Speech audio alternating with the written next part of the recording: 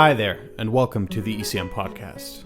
I'm Friedrich Kunzmann, and I'm excited to be hosting this newest episode of the podcast and take you behind the scenes of new music on ECM Records.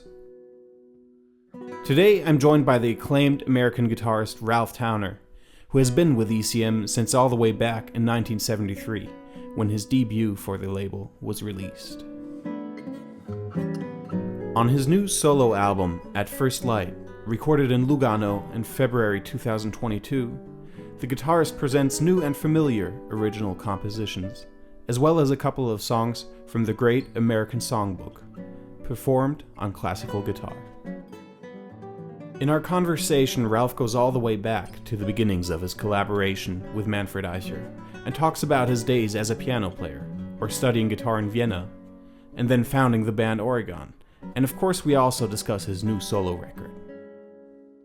At the beginning of our chat, Ralph reminisces over meeting Manfred for the first time, and how things developed from there. Manfred's concerned we were best buddies all these years.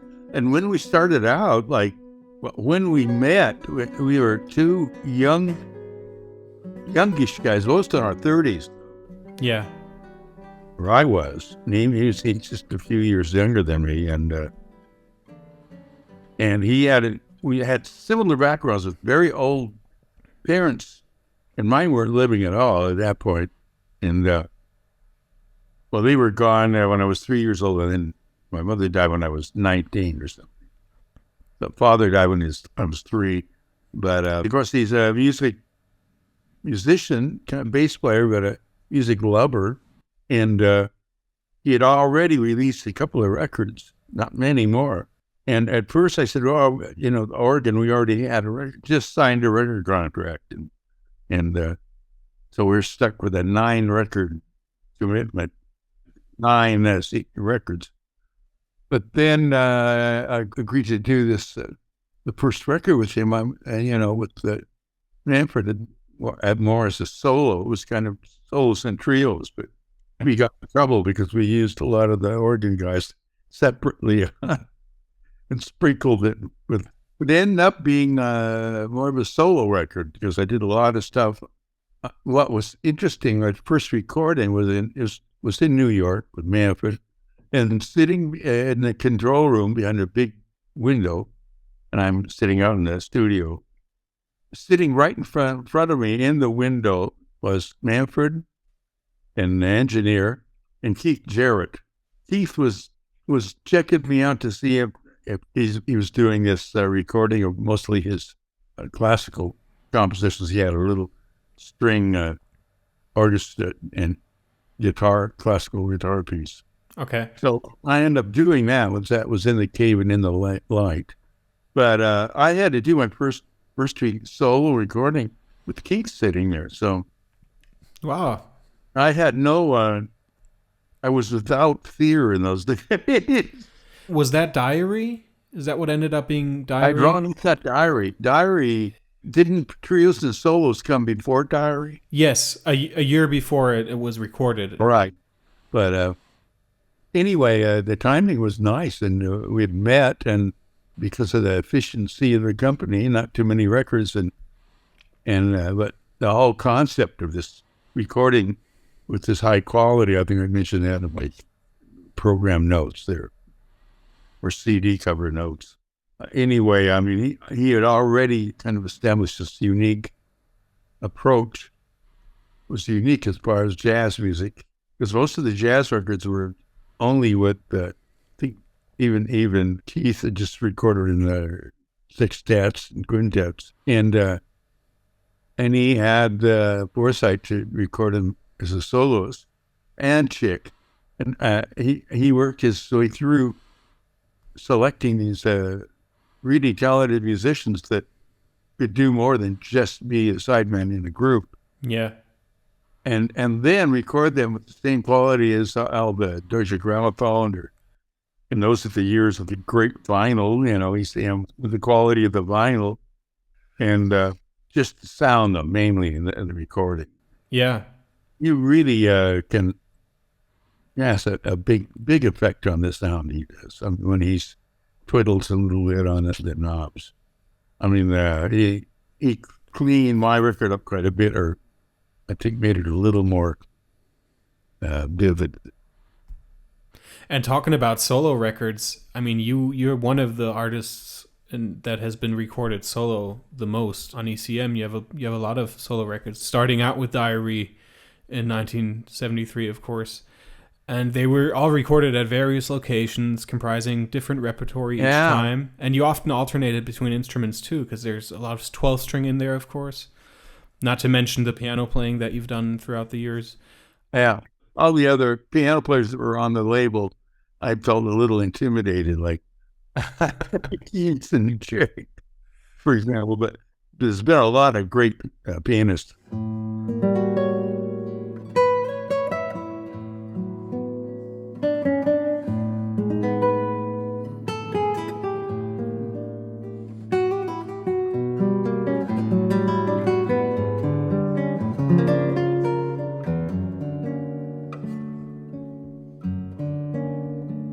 Coming back to you, what does your process of collecting music for such a solo session look like? I mean, at what point do you say to yourself, okay, I'm ready to go into the studio and record? That's interesting. I'm prepared before it actually happens. But I would always hope to have at least 2 weeks or a month just to write, because I'm always writing the music. It's very important. I think that's actually the side of me that has kept me afloat in terms of the music that I make, and that I'm a real composer. I mean, I take great care with these pieces that I write, and the voice movement, the voicing, and by the time I'm done writing just the foundation part of the piece, it prints out just like a piece of classical music with all the fingerings, but it's pieces that classical guitarists can play. And most of the times I write a section that isn't on the recording, because on the recording I'm usually improvising. Yeah. It's not that I don't trust the classical guitar or classical players and they're improvising, but it's a whole other art just laying over that framework of scales and chords that are all quite difficult, and they're strung together. Not always, but in my pieces. Yeah. So I feel I'm as much a composer as anyone that's on the label. For sure. And you've written some of the music you've written throughout the years has been reprised by people on the same label. I'm thinking of Sofia Boros, who's interpreted a song of yours, for example, and there's plenty of musicians out there, of course, who have fallen in love with your compositions and try to interpret them in another way. And I feel like no matter if it's an original composition or a standard, you always make a song entirely your own, it seems. How do you go about constructing a song, if you had to break it down into a couple of elements or steps? Oh, okay. Well, I would break it down. The first step is the most important, and the second step is even more important. So the thing that I like to play, I like to improvise, and when I bump into something that I don't want to just record something and it sounds really beautiful. But my intention is really it's the content of the music actually, and they improvise it. Most people don't know when the improvising starts, and when the writing part has connected to it, which is exactly my intention, and that's kind of like the highest, a very wonderful thing. That's my intention, basically. It's when you're improvising in jazz, that's the development section in classical music, and for the jazz improviser. Yeah. They really honor the tune or the original structure of the melody by playing it with the songwriter in mind, or the musician in mind. But then you try to extemporize on it in a way that still honors the piece. Or that's as far as writing. You can both. Yeah. let's say I discover this chord that I like very much, or that has some magic to it. And already it kind of telescopes in my mind where it wants to go, the different voices. Mm-hmm. And it's like writing fiction or writing written language, literature, basically. I mean, writing a story. The second event basically pays attention to this first thing that's inspired you to even start writing. I just don't start writing like, maybe something will come of this. But I don't start really composing until I find that germ, that first thing that's fascinating. And then everything I write on the second thing, after I've settled for this first thing, it has enough in it that, as I said, telescopes. There's a storyline that develops. And to be able to spot what's an important thing and not just a pretty sound is when you're writing or improvising, let's say. Mm-hmm. When I'm noodling around, I hit on the guitar before. You get a little bit better recognizing what's something that's contains all the information to kind of the germ for a whole, like evolution or cells dividing. But it has got a real parallel for me with that biology that way. Uh-huh. And just like storytelling anyway. Mm-hmm. But to choose just to write next thing, you're always writing the next notes, the next harmonies, whether you're going to modulate a lot, and you can feel just whether this is a short tune or a longer form, or even maybe a movement of a symphony. Mm-hmm. I've written a couple of those, and or a big piano sonata also. We had a concert, and then this wonderful classical player, Chris Riley, memorized it completely. It was very long. It was almost 20 minutes long. Wow. 3 sections. So, and I was always very proud of this piece.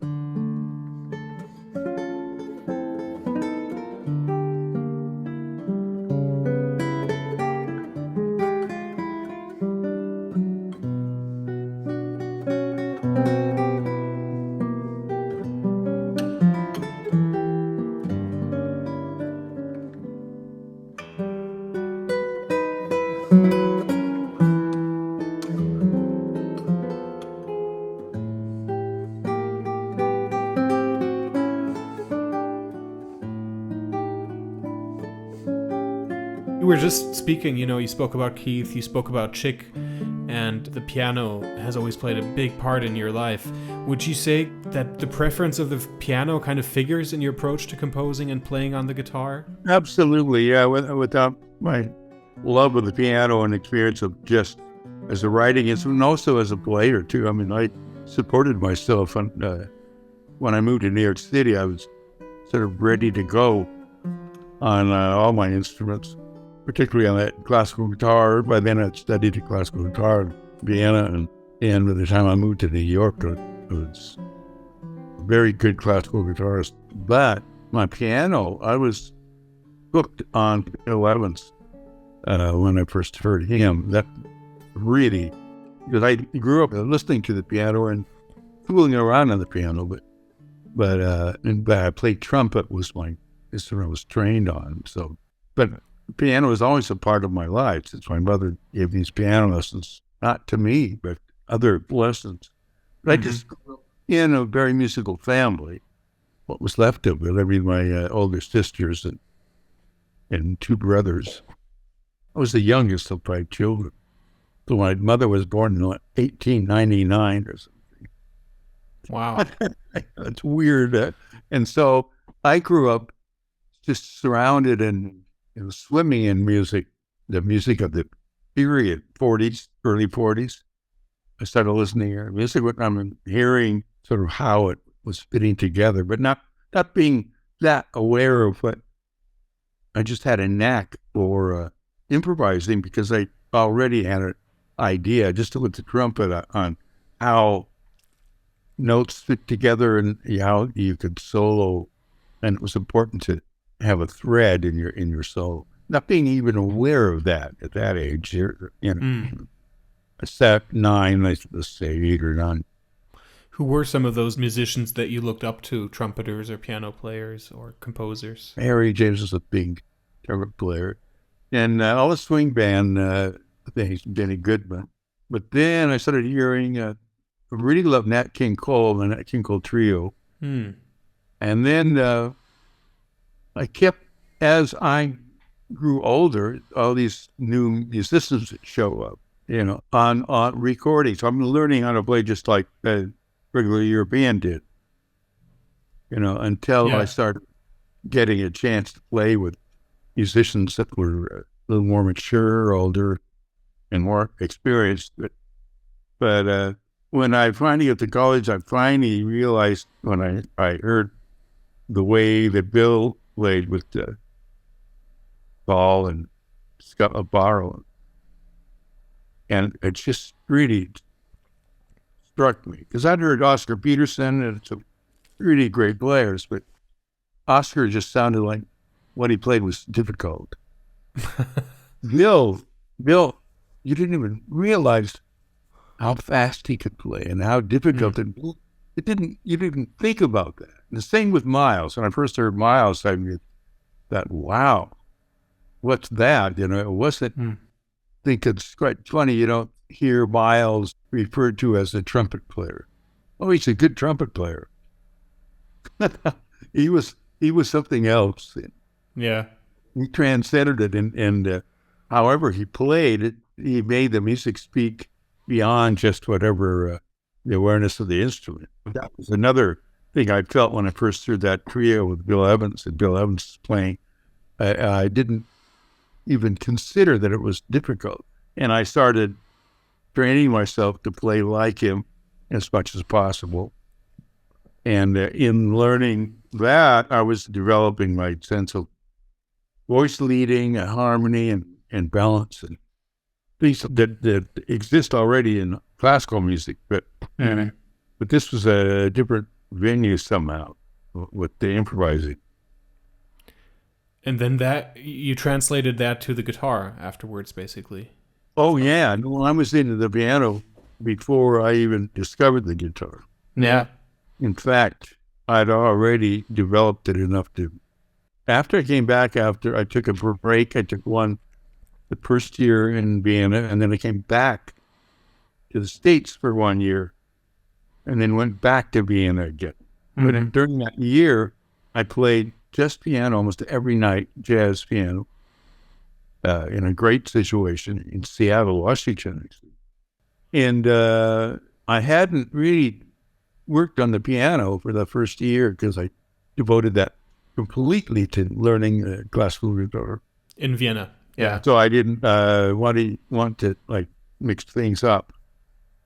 So I wasn't actually making an intention to play the guitar like Bill, because I had to learn how to play the guitar. It's difficult. The classical guitar is a little bit more difficult to really refine it and play it. Yeah. But the piano, I mean, I was so taken with as I said, with that trio, and then all the great musicians and Herbie Hancock and people that came after Chick was there. This is before Chick. But then it's really interesting. It's the kind of a measuring stick in New York. It was because you would start finally getting calls from other piano players that maybe couldn't make a gig, and they just heard about you from some jam session. It was just sort of word of mouth, and say, "Oh, there's a new piano player in town. I mean, try to call him maybe." So I'd slowly get these gigs. Not a lot at first, but gradually, and word would get out, and the measuring stick for your own playing was realizing the level of players that you were playing with. They kept getting better, and pretty soon some of them were quite famous. You even played with Sonny Rollins, right? Oh, that was just one night. A one-off, yeah. Just an example, though. Yeah. No, that was like in 1968. I did only been there for less than a year. And there's this wonderful jazz place called Musark. George Braith is a great multi-instrumentalist. He would say, come on down and play. And then one night, around midnight, my phone rings. It says, Ralph, you got to come down there. Sonny Rollins, he's all by himself. And he needs, and I thought it'd be great if you came down and played with him. Yeah, that's the real gig. That was just I went down in the middle of the night, midnight. It was just Sonny and I and George. I think George actually recorded on a cassette player, but I never did hear that. But that was quite a lesson there, playing just duo with Sonny. Played a little bit of guitar, a lot of piano, just the two of us, no drums, bass. Yeah. And anyway, George got me quite a few interesting gigs. He liked my playing. He sort of took me under his wing, and he got me an audition with Freddie Hubbard, and I got hired with Freddie Hubbard, play piano. Wow. Just little things that there were, as I say, I noticed I was playing with pretty good players. Worked my way That's up for darn sure. the ladder as a piano player, really. But I remember I was very confident with my piano playing then. But then the guitar, then I got involved with the tabla player, Colin Walcott. Yeah. And the 12-string kind of connected me with a few kind of musicians that you wouldn't expect. But then running across a great oboe player who became a great, Paul McCandless, somebody that worked very hard on learning all the scales and playing these chords and just desiring to play all his music I was writing, which was difficult. But he would master it, and then his solo playing just got better and better. It's unbelievable. So we formed a group, and anyway, we were hired by one group and split from it and became a quartet, which was Glenn on bass and more Colin Walcott and Paul McCandless and me. And it's funny because everyone is kind of going electric at that point. And McLaughlin's playing Mavi's orchestra. But at that time in New York, everyone was playing together. We wanted to have jam sessions. I think one jam session I was doing, it was the first jam session that McLaughlin came to and played. It was Dave Holland's apartment. But I played concerts with Michael Brecker, and I became friends with a recording engineer in a big recording studio. It was an assistant kind of guy, and he was allowed to use the studio in the middle of the night. And he'd say, oh, why don't you put together a band and come in and we'll record. So in those amazing bands, I had a group I called Michael Brecker. Mike came in and I forget who the drummer was. I think Miroslav played bass. Oh, Ayrton played drums. Anyway, we were recording for free. Yeah. And so this engineer could practice his trade and we could try all these new compositions and stuff. That's what everybody was doing, and we were playing new compositions and trying them out. Sessions became real intelligent. It wasn't just this mean competition. You had to know your bebop. You had to know that music to be able to play it. Yeah. Before you would be even allowed to show up in one of those groups.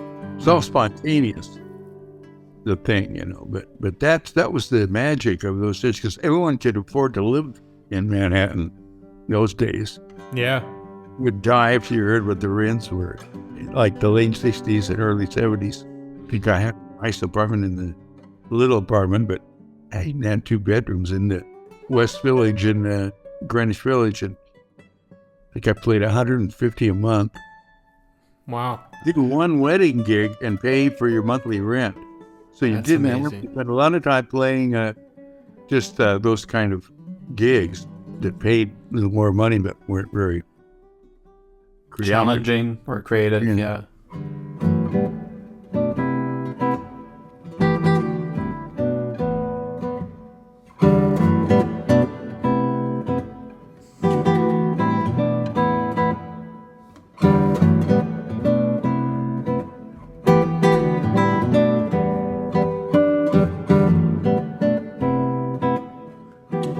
liner notes to the new album, you speak of trace elements in your own compositions of musicians who've attracted you from the start, going from John Coltrane to John Dowland, two quite disparate musicians, if you will. Yeah. How do they, in your view, figure in your music or in your approach to making music? Well, Dowland was a real, another incredible writer. He's a great lutenist, and he used a lot of the transcriptions of the lute music by my professor in Vienna.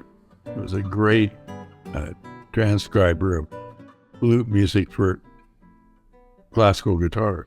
And so there's a lot of Renaissance music I played during my studies in Vienna. And that had a great effect on just, instead of having studied a lot of Bach when I was in American music school as a composition major. But so that was, I really spent a lot of time on that kind of music. Yeah. But at this time, I was learning and teaching myself how to play jazz piano, but really more in the fashion of the modern trios like Bill Evans and anyway. But so in Coltrane, I think I would call him an influence only because of this. He's another one that kind of, it's a saxophone, but what's striking is this emotion that's in the sound of the horn and in the music itself. Yeah. And there are some little references I make to, but totally unrecognizable. They're not like that literal. Yeah. But there's a lot of feeling and this wistfulness that he had, even in fast things. That rubbed off on me a little bit. So I wasn't, I don't know how aware I wouldn't put that into words then, but anything that striking would somehow be a trace element in my own way of making music and the way I feel when I make music, especially. The emotional aspect of it, really important. And all these great players that I love, there's a tremendous emotion in that music, in all of it. And I also went through a lot of 12-tone music just in the studies. And the one composer of 12-tone music that struck me as having a real, well, there was two that I related to, was Alban Berg, was still quite lyrical. And then sort of the epitome of what that system would do to make music was Webern. It was like became very crystalline. But I also really identify with all the George Gershwin and the writing, and I remember being moved by that when I was like 6 or 7. Yeah, that's what you said earlier. That was the music of your time when you were growing up, right? Yeah, but the time kept changing, and that's what I like about this little piece, record about the notes, the album notes. Although I didn't specifically say that, but when the person grows along with their advancing age, there are newer players coming, new waves that become more popular, more immediate, and you go from the bebop age into the sort of fusion or whatever it was we were doing. And but with Oregon, it was great. We were all musically able to play. Like Paul was a great English horn and oboe player, and played in a lot of orchestras. We almost lost him to the New York Philharmonic because he was auditioning as not oboe, but English horn player. Yeah. And he only missed by one person. There had been hundreds of applicants, I think. Anyway, but had he got that gig, we would have lost him. Maybe he wouldn't have been enticed to continue with his improvising, his jazz career. Anyway, but then he added instruments that he already played, became a very good saxophone player as well as, but the real interesting thing was the combination of tablas with oboe and 12-string guitar, and then bass acoustic bass. Yeah. And we were able to the instruments were quite balanced just on their own without being amplified. But Yeah. as the finally the technology was catching up with everybody, and we're having sound systems that actually worked. Really good. Like there's very good sound systems. Just about anything can be amplified and still sound good. Yeah. And staying with Oregon, there's an Oregon piece on this new album, on At First Light, that you've revisited. Guitarra Picante, the That's revisit on this album again. No, I revisited that one. It was usually it was a guitar solo, but then that one also made a good group piece. Yeah. Able to split those things up and find different venues for them, different groups. What made you revisit that tune this time around? I don't know. It had a lot of pep to it, and a lot of energy, but it also had some very unusual modulations in it, things like that. So it has a musical piece that was interesting to me.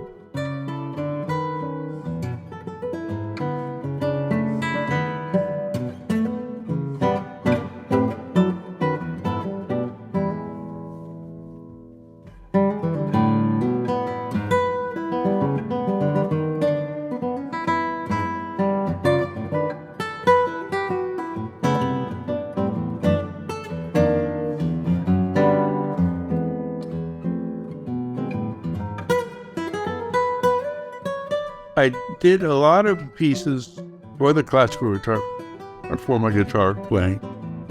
Some pieces actually had strong big band influence. So playing big band sort of approach and swinging like a big band. I also include a lot of drumming, but only on, there's a lot of percussion. Guitar is kind of a percussion instrument anyway, but not actually beating it on the drum, but accenting notes, which you can do very independently with your right hand, of course, and using all the fingers. And a lot of drummers are really like my playing, because I'm playing these six strings very much like a drum set somehow. They're all getting used, not in the usual way or the traditional way. But I think the best example of that is Jack DeJohnette. We're good friends, and we played together just with piano and him and a bass player, but I think we like to play the piano. Jack does too. Yeah. But the way Jack plays drums, it's like he's unique in the way he puts the drum kit together, the sounds. They're not like traditional drummers. They are, because they swing and he plays the traditional music, can do that really well, obviously. But he assembles and combines sounds in a way that are really ingenious and really just particular to him. But as I say, I get along very well with drummers because there's this element of drumming in my playing, but just with pitches sometime, and not always a noise or a sound. I don't know how to. Well, there's always a rhythmic component, even if you don't pronounce it directly. I feel like you're always thinking about when to come in, which note to leave out for the rhythm for the pulse to be as natural as possible, and you play around with that totally naturally, it seems. Yeah, that part of being a multi-instrumentalist is that pretty handy, to know how to to say the least. Having been a good wind player and then the piano, of course, and the guitar, which is, anyway, a nice combination. I didn't realize, as I was learning each one of these things, quite where it was coming from. And I didn't start writing really seriously until I moved to New York, just a little bit before. So that was after Vienna? Yeah. In fact, Vienna, I didn't write. I think I wrote one piece for the guitar. I didn't write. I spent all that time in this tiny little room in the winter, all the way through the winter and everything, just practicing the guitar for as long as possible every day, 7 days a week, without break, and the entire year, basically. And just that's all I did. I didn't have money to do anything else, but it didn't cost anything. This room cost $25 a month, I think. Or maybe it's just like 25 shillings a month. It was pretty cheap. Anyway, but I basically just locked myself away in this no temptations whatsoever, and I almost gave up in the middle of the winter. I've learned enough now. I'll go home. Wow. I can't cheated. I thought, no, I can't. Just pure concentration and dedication to the instrument for I stuck it out, but I got weak there for the first wow month, let's say. And I want to get back to the 12-string guitar, because you've often combined 6-string, 12-string guitar on one album. Yeah. You did that on Solstice back in the 70s, but you also did it on your last album for ECM, My Foolish Heart. This time around, no 12-string on At First Light. I've been traveling and doing a lot of solo concerts. The 12-string is a beautiful instrument, incredible, and I play it more as if it were a harpsichord. I mean, the sound I can get is because of the classical technique, but it's murder on your fingernails, which is those are your reeds, your plectrums, and it just sort of makes them rough, and you just have to keep filing constantly. You're a concert. But I've found lots of things to do with it, and like tuning every note to a different pitch. Yeah. Like Solstice, there's a lot of that tuning going on. And they're not like any tuning you'll see. Yeah, it's no traditional tuning at all. Yeah, they need what the funk guys use and that play it. But anyway, it was such a relaxing thing to finally have my nails able to stay really good to play the classical guitar with the best tone all the time. Not switch to the 12-string for one tune and then go back to the classical and even scuffed up a little bit, and you get hung up on this. It's really awful, and so people always been amazed that, especially classical players, how do you do that without destroying your nails? And it turns out, though, that I have nails that I used to say is kind of a joke that I think in my DNA, at least in my upbringing, for my family ancestry, there's a horse in the ancestry because I have like hooves, They're so long, and they're so thick you can see them, and they're really strong. They're still strong. Wow. So that was kind of like another thing, like, oh, you're born to do this or that. Not that I thought that or anything, but another lucky thing on my part to have these nails that don't break.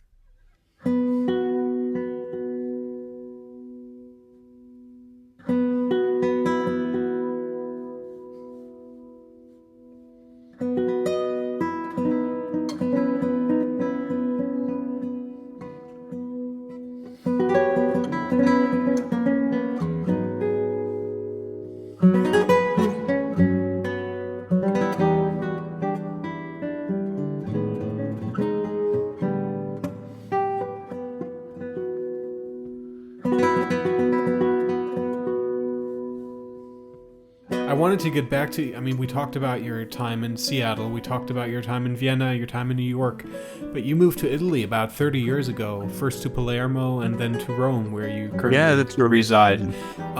That's quite the drastic change of environment, that move. Yeah, it really was, actually. It was really quite How did it affect your music? I don't know. I found a woman that just was the perfect love of my life, and we're still together. It's been 27 years or so, at least. Wow. Married. But she's an actress, and she's also a writer of fiction. She was a great theater actress when the theaters were still doing plays. And anyway, she was a perfect person to understand what it's like to be on the road. She would be on tour a lot. Mm-hmm. With that really quite famous touring Italian company. But anyway, we were just perfectly matched. And she needed a husband that wouldn't be jealous like all the time. Guys, are just crazy about her because she was this lovely actress. They would any relationship you'd have, they would try to clip her wings off. They would rather she stayed home and cooked and made babies. He was like very career oriented with when she traveled, so she understood what the road was about. But we fell in love though as the main thing. And at that point in time, I had it living in Seattle, and my daughter probably turned 21, and then I thought, now I can leave and go live with Marielle in Palermo. Yeah. Just in Italy. And having lived that much of time in Vienna, and then having traveled so much playing, I mean, I was really kind of not so nationalistic. I'm really not nationalistic at all. Yeah. I love Italy, but I can't say. And the States, I have to admit, the thing I miss is the language.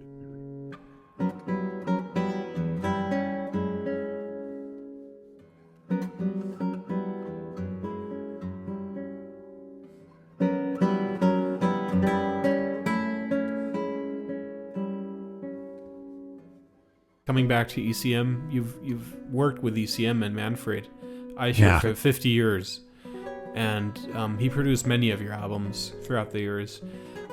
Did working with Manfred rub off on you in any way, the way that he works and the catalog that he's created? Yeah, well, I kind of expect. It kind of spoils you for doing anything else, so if you're lucky enough to be able to do it, because the calm in the studio and the reverence for the music and for the process, and there's no stupid jokes. There are a few. I mean, we can make our jokes when we go to have dinner. But in the studio, it's that's our church space kind of. That's the religious experience, I think. But it's a chance to sort of his whole approach was he loves to trumpet the word silence. Silence is one of his favorite words, I think, and concepts. But there's always this sense of breadth in the music, and all musicians seem to be. You pick musicians that know who they are or allow themselves to be who they are. Yeah. And he spots it when somebody's like trying to be something that they're not, whether it's the fastest player in their universe or some other thing, maybe an area. Usually after a period of time, you find that a lot of his things, he's proven right, about the quality or the direction some musician takes. So I think his the big thing is he as I said, him knowing that what a musician is, who they are actually, whether they're being who they are or not. That's quite a big thing, Yeah. But just the way things unfold in a recording session, usually it's it's wonderful. That Solstice record was a kind of a minor miracle, but they were hard, and all the way it sounds, almost everything was a single take. So everything you played, you were responsible for it, and it was the best example of everyone having that young excitement, and yet old enough to have this kind of appreciation of how reverent the music can be. It was quite powerful too. I mean, everything sounds just like it did. The recording ended up sounding just like it sounded in the studio. That's the way it was played, and it's just such an exciting album. Yeah, and now we have At First Light. The next thing out. I'm able to. This was a nice change. Yeah, At First Light, very Elizabethan somehow. That particular piece I like a lot. That's kind of a classical piece with fifth. Oh, and there's I don't really want to mention the influences in there and the playing, because then people start trying to guess. Yeah. It'll become the wordle of music.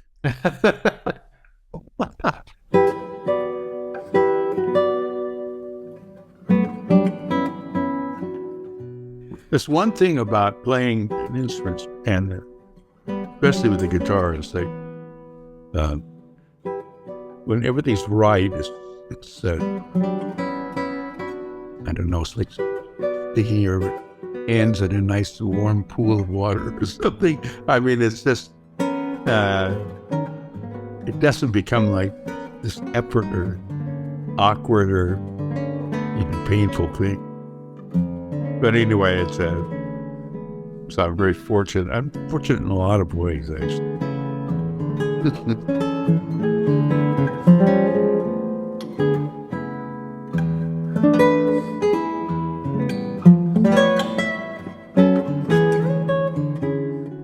Ralph Towner on his new album, At First Light.